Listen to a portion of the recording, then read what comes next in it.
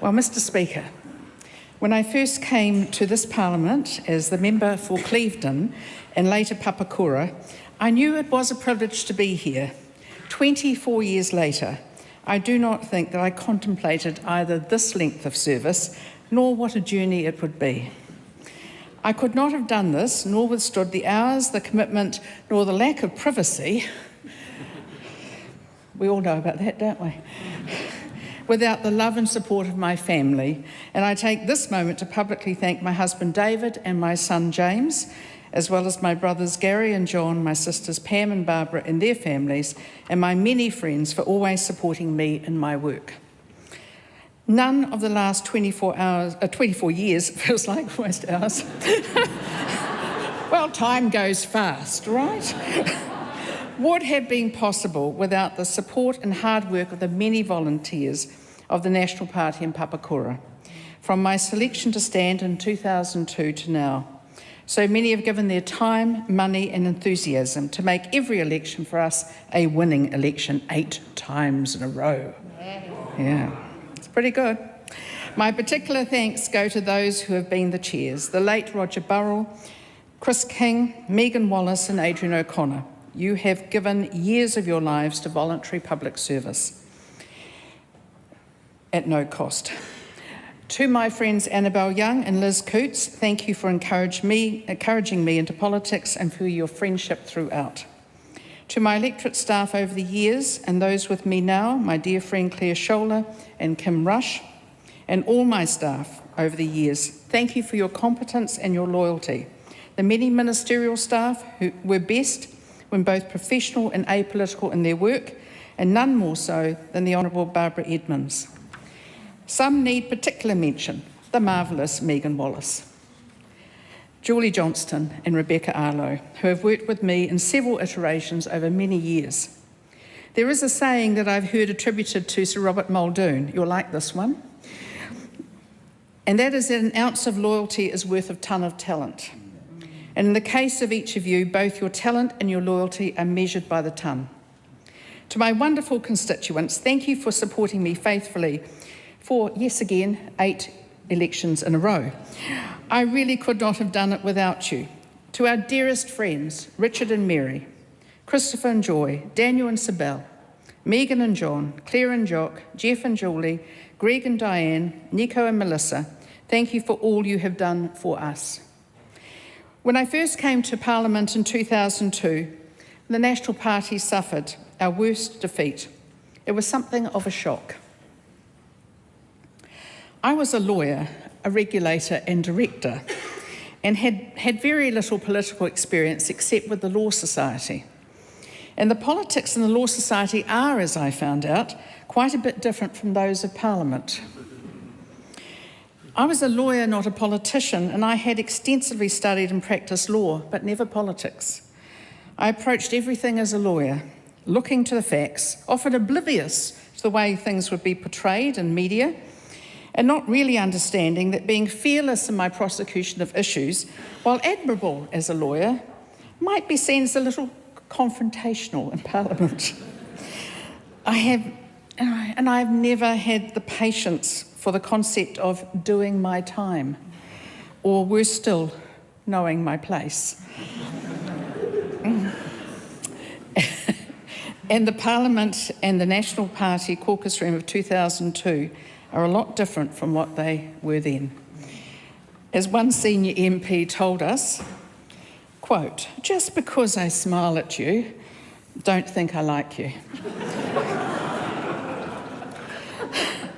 For a woman who has never known her place, I was not in a happy space. I was, with my 21 years legal experience and several years of regulatory business and corporate work, given the less than weighty portfolios of Associate Health, Internal Affairs, and National Library. In a caucus of a mere 27 members, I received a message that not that much was expected of me, that I would either make something of not much, or I would be an MP who came and went. So I decided to make the most of what I had, since I knew that I am genetically incapable of sucking up to hierarchy in order to get ahead. It's so true, isn't it, team? I can be a bit brutal. Within that first term, behave, Prime Minister, behave. Within that first term, I used my position as Associate Health Spokesperson and member of the Health Select Committee to get first the backing of National and then other parties to get an inquiry into the use of Agent Orange and its effects on our troops during the Vietnam War. This was against the advice to both National and Labour governments from the Reeves inquiry and the McLeod inquiry, where both concluded that the spraying of Agent Orange had not occurred where our New Zealanders were stationed and therefore had no effect on their health. So I was up against it. Ross Miller of Northland and Colonel John Masters of Christchurch, as well as many other Vietnam veterans, provided information and evidence. I was able to use that information to convince National, ACT, New Zealand First, United Future and the Greens that we should undertake the inquiry. When all those parties lined up in that select committee, we had the majority of the votes and Labour government members came and supported it too. Well, that's great, never too late. What came about was the evidence had been in New Zealand all along and was held in tapes and needed decoding. And that evidence showed that these toxic herbicides have been sprayed at least 356 times in the Phok Toi province where the majority of New Zealanders were based.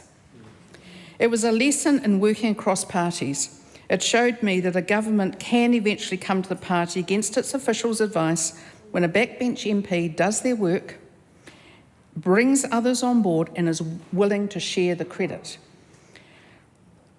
And as has recently been revisited by media, yes, as a first-term MP, I held to account a senior minister who had leaked to the media a lawyer's legal advice letter to her 16-year-old refugee applicant client and then lied about it. Some other achievements of which I'm most proud include banning smoking in prisons. Yeah, I did that. Yeah. I really did not have the support of the government. I was in government. Or PM John Key was quite keen, but I think I was on my own. Anyway, but corrections found a way through, and in 2010, by each prison manager, just amazingly all by themselves, announcing a ban on smoking, matches and lighters to be implemented a year later in 2011, just in time for the 2011 election. It was, as our campaign director told me at the time, and you'll know this, team, quote, courageous decision. You know it went wrong, it was all on me. Anyway, I think he was trying to tell me something. Corrections put in place smoking cessation programs and were very clear in expectations. It went ahead without a hitch, implemented a month early, and all the naysayers' concerns about prison riots were wrong. Around that time, though, a couple of youth justice inmates took to a roof in a facility in Hawke's Bay and came back down after a cold winter's night on the roof and a promise of a pie and a Coke. That was it.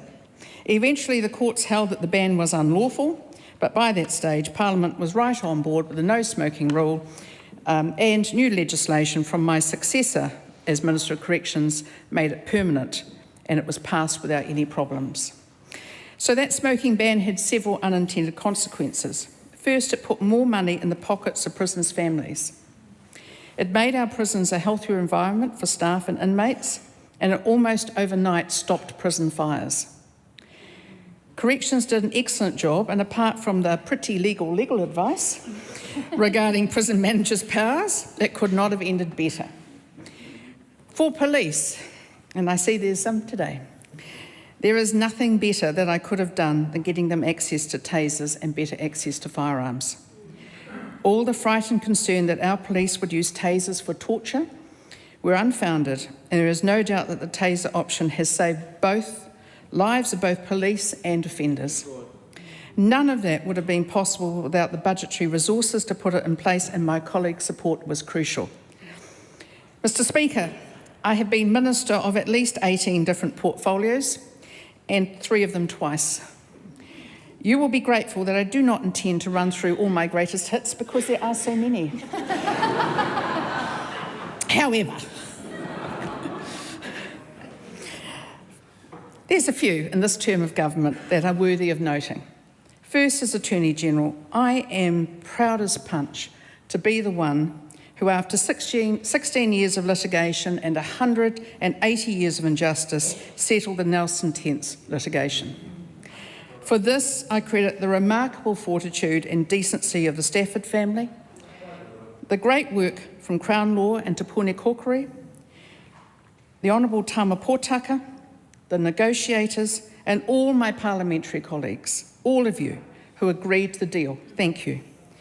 A reminder, by the way, that that legislation still needs to be passed in order to give effect to the settlement. So, Chris Bishop, you've got one for me. Take that one for me, please finish it. Secondly, the Legislation Amendment Act 2026 and its implementation to make all secondary legislation freely available to the public was one of those cross-party pieces of work that we started in the Regulations Review Committee. I chaired in opposition and I was able to get into place as the Attorney General. Thank you to all my parliamentary colleagues for supporting this. And as the first Minister for Space in the world, or even, dare I say it, the universe,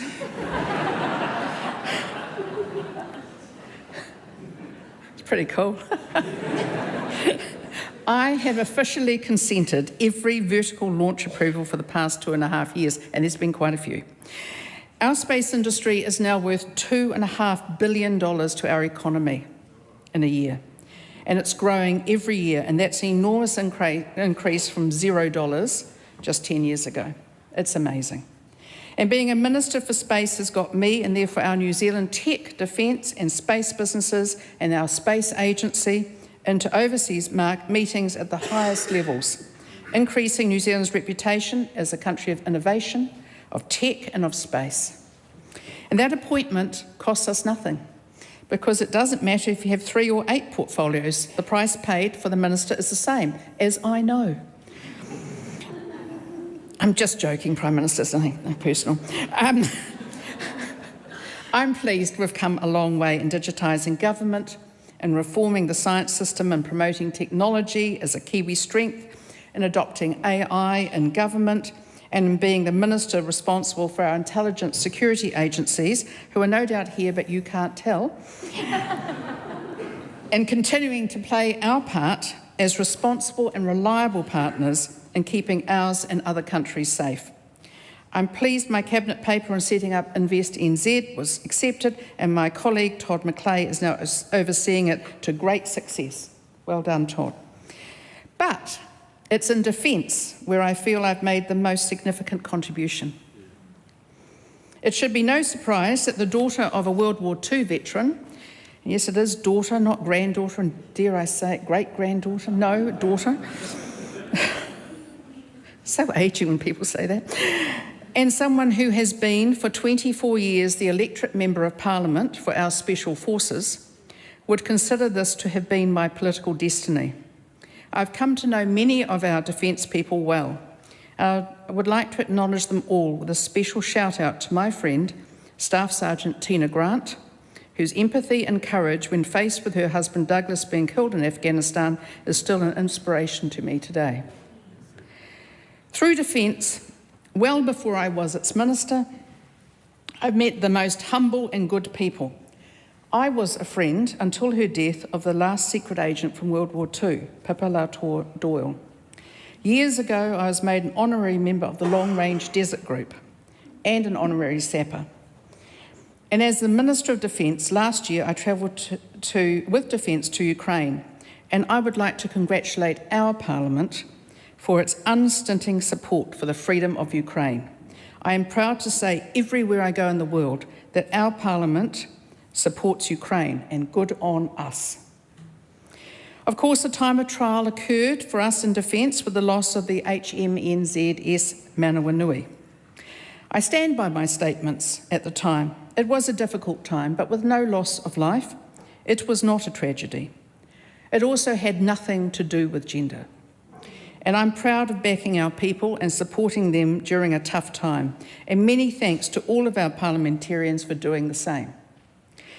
On a happier note, the Defence Capability Plan, putting combat readiness back into defence thinking and supporting it with money, was a highlight of my time in government. Thank you to the Ministry of Defence, the New Zealand Defence Force, my colleagues, government coalition partners and Prime Minister Christopher Luxon. Particular thanks must go to the Honourable Nicola Willis for being the first Minister of Finance in many lifetimes to put our money where my mouth was.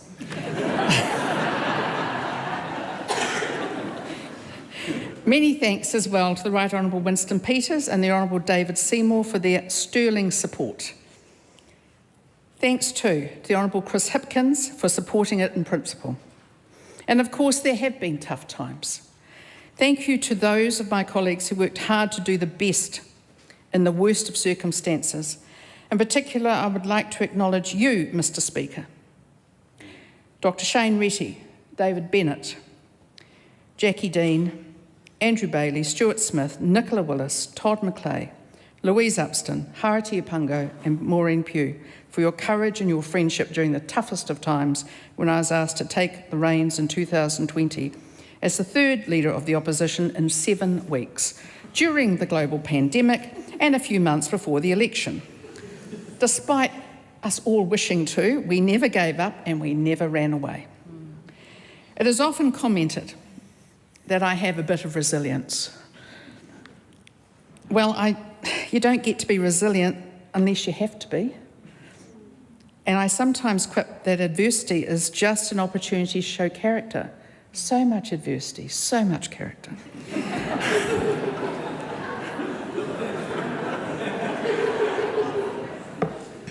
But I accept, I am a resilient soul. And for this I blame my parents. It's all their fault, you know how it is.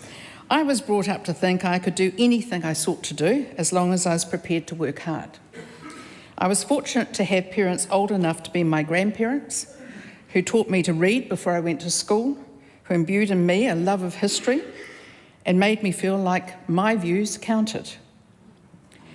Some people would unfairly describe me, the 6th child by a long way, of being spoilt. That is not true. And you are not to repeat it. I just never understood that I should know my place, nor accept other people's limitations. And in my choice of parents, I was profoundly blessed. My father always told me to never let anyone make me feel less than them. And my mother told me that I was Mummy's little baby all the way from heaven.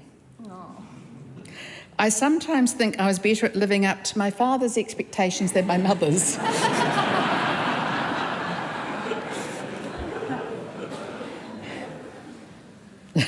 What do you mean? Why are you laughing?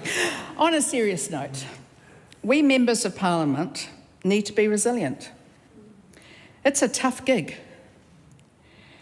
It's a lot tougher since social media and the way in which some mainstream media have chosen to adopt social media standards.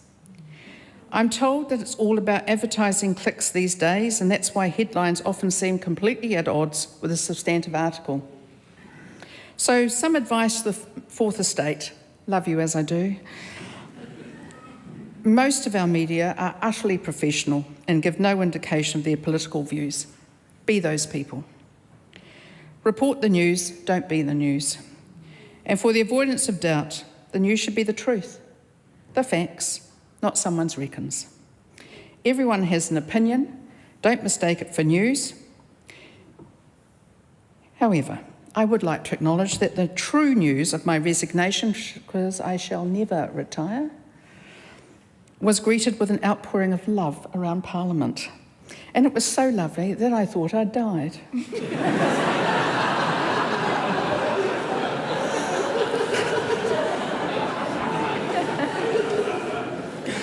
The National Party in Papakura was momentarily devastated, or at least they told me so. Now they have the lovely Emma Chatterton to replace me as their favourite daughter, and I wish her well. And, you know, it feels great to be going out on a high. And for this, I thank you, Prime Minister. You've given me the privilege of so many ministries, departments and agencies. Sometimes I felt I had a little bit too much privilege.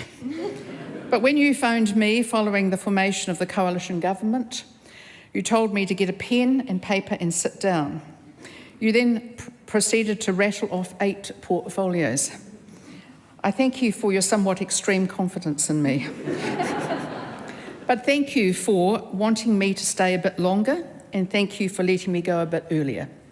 And thank you to the leaders of parties in Parliament for supporting my decision to move to my next career without causing a by-election. I and the taxpayers, thank you. And thank you to the Honourable Paul Goldsmith for his excellent decision, one of the best I've ever seen in a Minister of Justice, and I was one, and appointing me to be the next President of the Law Commission. I truly, truly appreciate your support. To my dearest friends in Parliament, my caucus colleagues, and to my many good friends on the opposing teams, I bid farewell. I now leave politics behind and move into an apolitical world with gusto and even relish. I'm over politics and looking forward to going back to my first loves, my family and the law. Thank you.